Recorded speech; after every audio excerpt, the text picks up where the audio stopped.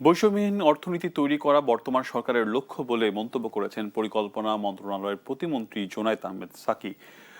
সোমবার রাজধানীর আগারগাঁওয়ে পরিসংখ্যান ভবনে ত্রৈমাসিক জিডিপির সংকলন শীর্ষক সেমিনারে তিনি এই মন্তব্য করেন। বলেন, বিকাশমান অর্থনীতির জন্য প্রয়োজনীয় যথার্থ তথ্য। এ সময় তথ্য উপাত্ত সংগ্রহের প্রশ্নে বিবিএস এর অন্যান্য প্রতিষ্ঠানকে পেশাদারী হওয়ার তাগিদ দেন তিনি। পাশাপাশি তথ্য সংগ্রহের প্রতিটি ক্ষেত্রকে স্বচ্ছতা ও জবাবদিহিতা নিশ্চিত করার আহ্বান জানান পরিকল্পনা প্রতিমন্ত্রী।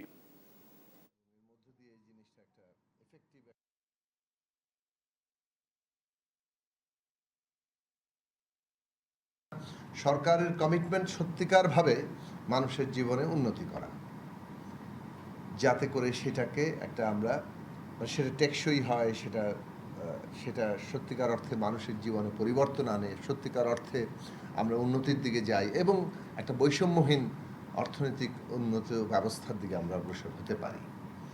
তো এইটা যদি লক্ষ্য হয়, সেখানে তথ্য খুবই গুরুত্বপূর্ণ।